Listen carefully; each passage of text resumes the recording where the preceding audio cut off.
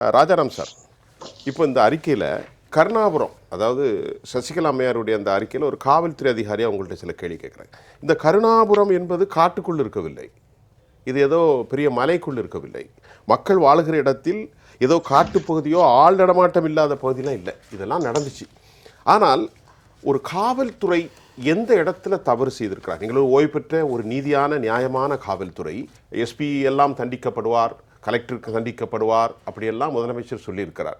அவரை கட்டுப்படுத்தும் சக்திகள் யார்? ஏன் காவல்துறை இதை செய்ய தவறு? காவல்துறை போலீஸ் ஸ்டேஷனுக்கு இருந்து ஒரு 1/2 கிலோமீட்டர் டிஸ்டன்ஸ்லாம் அந்த சம்பவம் நடந்திருக்குது. சரி, அது நடந்தது இவங்களுக்கு தெரியாமல் இருக்கிறதுக்கு வாய்ப்பு இல்லை. நிச்சயமாக இவங்களோட கன்சர்ன்டு, இவங்களோட தொடர்பு இல்லாமல் நிச்சயமாக நடந்திருக்கிறதுக்கு வாய்ப்பு இல்லை. இதில் ஒட்டுமொத்த காவல்துறையும் அந்த பகுதியில் இருக்கக்கூடிய, அதாவது லாண்ட் ஆர்டர் போலீஸு, உளவுத்துறை, அப்புறம் மதுவிலக்கு அமல் பிரிவு, இவங்க எல்லாருமே டோட்டல் ஃபெயில்யூர். அதனால தான் அவங்களெல்லாம் சஸ்பெண்ட் பண்ணியிருக்காங்க, சிலர் டிரான்ஸ்ஃபர் பண்ணியிருக்காங்க. பட் இது காணாது. ஏன்னா இறந்து போனது 60க்கு மேலே உயிர்கள் பலியாகிருக்கு. கண்டிப்பாக. அதனால் இதுக்கு கடுமையான நடவடிக்கை எடுக்கணும். அது மட்டும் இல்லை, இதில் சம்மந்தப்பட்டவங்கள எனக்கு தெரிஞ்சு நான் விரும்புகிறேன், ஆனால் நடக்குமாங்கிறது எனக்கு தெரியல. அந்த தவறு யார் சாராயம் விற்றாங்களோ, சாராயம் காய்ச்சினாங்களோ, இந்த மதுவை கொடுத்தாங்களோ, அவங்களெல்லாம் அரெஸ்ட் பண்ணியிருக்கீங்க. இதில் காவல்துறை அவங்களோட கவனமின்மையா இல்லை பொறுப்பின்மையா இல்லை இதுக்கு துணை போனதா, இது அப்படி இருந்தால் ஏன் அவங்களையும் சார்ஜ் ஷீட்டில் சேர்க்கக்கூடாது அப்படிங்கிறது தான். காவல்துறை மட்டுமல்ல, வருவாய்த்துறை. இப்போ கரெக்டாக சொல்லியிருக்கீங்க. அப்புறம் அங்கே மக்களால் தேர்ந்தெடுக்கப்பட்ட பிரதிநிதி, கரெக்ட், இவங்க எல்லாரையுமே நீங்கள் அதில் கொண்டு வரணும். குற்றச்சாட்டை கொண்டு வரையில் குற்றப்பத்திரிகை மக்களுடைய எண்ணம். ஆமாம், திரு ஐயா ராஜாராமுடைய எண்ணம் அல்ல, ஒட்டுமொத்த மக்களின் எண்ணம். சொல்லுங்கள். அதனால் அப்படி தான் பண்ணணும். அது மாதிரி இப்போ அந்த விசாரணை சிபிசிஐடி போயிட்டுருக்கு. இதில் கிட்டத்தட்ட அதில் சம்மந்தப்பட்ட அந்த அக்யூஸை மட்டும் அரெஸ்ட் பண்ணியிருக்காங்க. அப்படி யாரோட இன்வால்மெண்ட் இருக்குன்னு பார்த்து அவங்களையும் சேர்க்கணுங்கிறது என்னோட கருத்து. சரி, தோழர் ராதாகிருஷ்ணன் சொன்னார் இன்டெலிஜென்ஸ் ஃபெயிலியர், அதை எப்படி பார்க்குறீங்க? இப்போது இதெல்லாம் ஐவாஷ் மாதிரி இருக்கும். எஸ்பியை நாங்கள் தண்டிக்க போகிறோம், கலெக்டரை தண்டிக்க போகணும், will is it possible, it takes more time. அதுக்கப்புறம் அதெல்லாம் அவ்வளோ தண்டிக்கிறது கஷ்டம். இப்போ அவர் சொல்கிறது நீங்கள் சொல்லுங்கள். எந்த இடத்துல இந்த இடத்துல இருக்குன்னு அரசுக்கு தெரியும், எஸ்பிக்கு தெரியும், கலெக்டருக்கு தெரியும். இன்டெலிஜென்ஸ்லாம் எங்கே ஃபெயிலியர் ஆச்சு? மாநில உளவுத்துறையிலேருந்து ஒரு காவலர் இருக்கார். இவங்க அன்னைக்கு என்ன நடக்குது, என்ன நடக்க வாய்ப்பு இருக்குங்கிற தகவலை அவங்க மேலதிகாரிக்கு தெரியப்படுத்தணும். அவங்க தெரியப்படுத்தி இது தொடர்ந்து நடந்துகிட்டு இருக்கு. இது ஒரு பக்கம், இது இந்த வழியாக போகிறது. இன்னொரு அந்த பக்கம் எடுத்துக்கிட்டால் அங்கே வில்லேஜ் காவலர்கள் அப்படின்னு சொல்லக்கூடிய தலையாரி, வெட்டியான், அவங்க அங்கே என்ன நடக்குங்கிறத அங்கே விஏஓ மூலமாக ஆர்ஐ, ரெவன்யூ இன்ஸ்பெக்டர், தாசில்தார், அப்படி கலெக்டருக்கு அது போகணும். அங்கேயும் ஃபெயிலியர், இங்கேயும் ஃபெயிலியர். இது போக மதுவிலக்கு அமல் பிரிவில், மதுவிலக்கு அமல் பிரிவுக்கு ஒரு ஏடிஜிபி இருக்காங்க. ஒவ்வொரு டிஸ்ட்ரிக்ட்லையும் 3 யூனிட் இருக்குது. ஒரு யூனிட்டுக்கு ஒரு inspector, 2 SI, 2 head constable, 10 constable இருக்காங்க. ஏற்கனவே போதைப்பொருள் தடுப்பு பிரிவு அது தனியாக இருந்தது. அதில் ஒரு இன்ஸ்பெக்டர், 2 எஸ்ஐ, இல்லை 6 கான்ஸ்டபிள் தான் இருந்தாங்க. அவங்களால தடுக்க முடியல, அதிக அளவு கஞ்சா போதைப்பொருள் இருக்குன்னு சொல்லிட்டு 2 யூனிட்டையும் மெர்ஜ் பண்ணி இந்த ஏடிஜிபி தலைமையிலேயே அதை இது பண்ணுறாங்க. அப்போது ஒவ்வொரு டிஸ்ட்ரிக்ட்டுக்கும் ஒரு டிஎஸ்பி போடுறாங்க. எதுக்கு போடுறாங்கன்னா, அதாவது இன்டெலிஜென்ஸ் கலெக்ட் பண்ணுறதுக்கு. அவங்களும் ஃபெயிலியூர். இது போக ஹெட் ஆஃபீஸில் சிஐயு, பிஐபின்னு இருக்குது. அவங்களும் என்ன நடக்குது அப்படிங்கிறத ரிப்போர்ட் எடுத்து ஏடிஜிபி கொடுக்கணும். Prohibition intelligence bureau, PIB. CIU அவங்க சென்ட்ரல் இன்வெஸ்டிகேஷன் யூனிட்னு சொல்லுவாங்க. இவங்க எந்தெந்த மாவட்டத்தில் எந்த இடத்துல கள்ளச்சாரம் எங்கே உற்பத்தி பண்ணி, எந்த பக்கம் டிரான்ஸ்போர்ட் பண்ணி, எந்த இடத்துல விற்கிறாங்க, எங்கெங்கே மெத்தனால் இங்கே ஃபில்ஃபரேஜ் ஆகி எடுத்துகிட்டு வராங்க, எங்கே கலக்கிறாங்க, இந்த டீட்டெயில்ஸ் எல்லாமே இந்த உளவுத்துறை சரியான முறையில் கொடுத்துருந்தா நிச்சயம் மேல இருக்க அதிகாரிகள் அதுக்கு தகுந்த நடவடிக்கை எடுத்திருக்கணும். அவ்வளவு பேருமே ஆரம்பத்தில் சோழி முடிஞ்சிருக்கு. அப்போ இதுக்கு மேலே ஒரு அரசியல் அழுத்தம் இருக்குமா?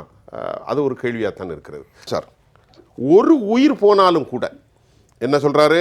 மாவட்ட காவல்துறை அதிகாரிகள் பொறுப்பேற்க வேண்டும் திமுக அரசு.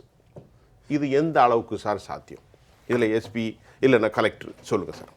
உங்களுடைய அனுபவம் இல்லை, நீண்ட நெடிய அனுபவம் இருக்குல்ல. இப்போ கடந்த ஆண்டு 22 பேர் இறந்தாங்க. இப்போ ஒரு 65 பேர் நீங்கள் சொல்கிறீங்க. 65 தான், 63. சரி, இதில் மெத்தனால் அப்படிங்கிற விஷசாராயம் தான் இதுக்கு காரணம் அப்படின்னு சொல்லப்படுது.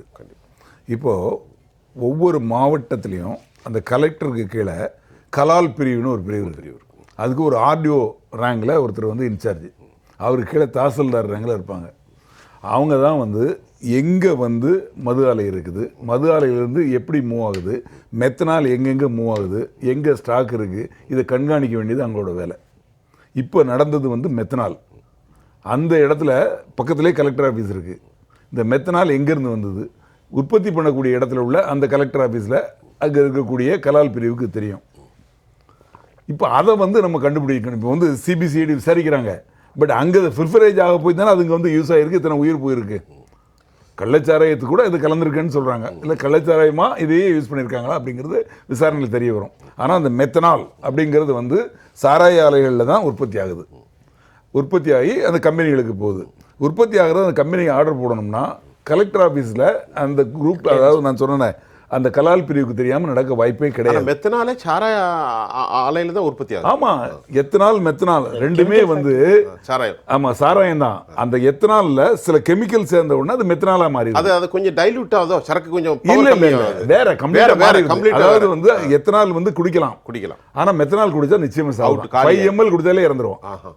அந்த எத்தனால்ங்கிறது வந்து அதாவது எப்படி தயாரிக்கிறாங்கன்னு நான் சொல்லிடுறேன். சொல்லுங்க சார். உங்களுக்கு சர்க்கரை ஆலையில வந்து சர்க்கரை இந்த சாரை புழிஞ்சிட்டு அதை வந்து சர்க்கரையை தயார் பண்ணுறாங்க கெமிக்கல் சேர்ந்து.